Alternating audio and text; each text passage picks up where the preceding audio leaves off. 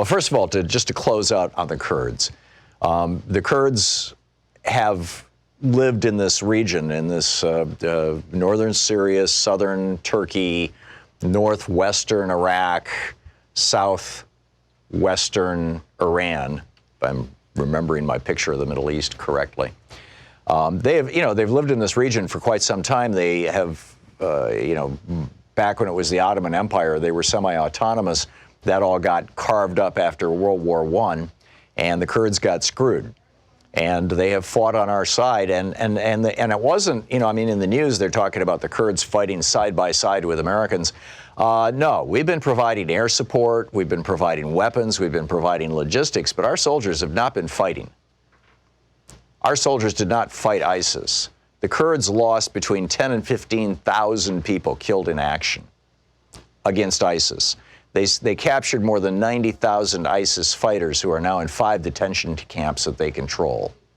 They did all this on our behalf, for us. Now, yeah, in part they were defending their own towns, their own areas, and that's what's so tragic about this. Erdogan doesn't like the Kurdish independence movement in the south of Turkey. The Kurds want to have their own country, or at least their own state over which they have some autonomy. And Erdogan is like, no, sorry, ain't going to happen, and has labeled them terrorists. And now he's trying to take out the Kurds in northern Syria. This is a genocidal slaughter. It's nothing less than that, being aided and abetted by Donald Trump, in my opinion, because he's making money on a Trump hotel in Istanbul. I think that's the lens through which Trump is seeing all this stuff. Just like he wants to have a Trump hotel in Moscow, he's seeing that through that lens.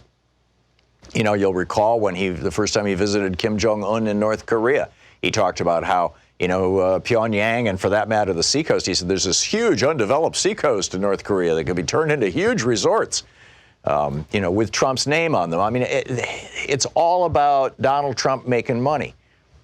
And so he betrays our allies. They're being slaughtered as we speak.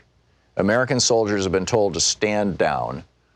American-made jets are dropping American-made bombs on Kurdish civilians, on children, on men and women who never took up arms. It's beyond obscene. And I am very concerned that this could be the fuse that lights a larger regional war. I was glad to hear Dr. Gharib say that he thought that was a remote possibility, that this could be a World War I scenario. But I was concerned to hear him say it's not an impossibility.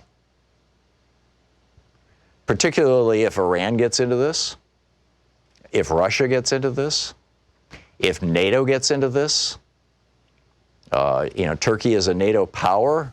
Where the hell is NATO in this? I mean, if we had an actual leader in Washington, D.C., somebody who paid attention to his briefing papers, somebody who made an effort to understand international geopolitics, rather than sitting on his phone tweeting constantly, rage tweeting about, impeachment and Democrats and Nancy Pelosi and all this kind of crap,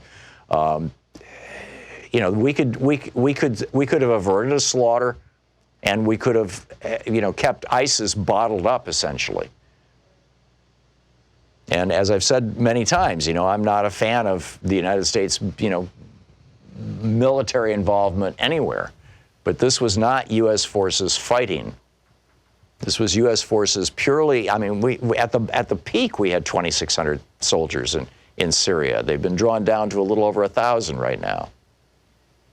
And basically what they're providing is logistical support. And I realize, back in 1961, 62, John Kennedy said, oh, let's move 15,000 advisors into Vietnam. And we all know how that turned out. But we're already there. I mean, Bush and Cheney lied us into these wars, as Dr. Gharib pointed out, that have cost millions of lives, trillions of dollars, $8 to $10 trillion to the United States. We could have rebuilt we could have rebuilt every school in America, half the hospitals in America, much of the roadway in America, and we could have created a national rail system with $8 trillion. But instead, George Bush and Dick Cheney decided to lie us into a couple of wars where we just pissed this money away. And in the process created, radically amplified and strengthened al-Qaeda, and then created ISIS out of that. We did. This was the result of Republicans lying us into these wars.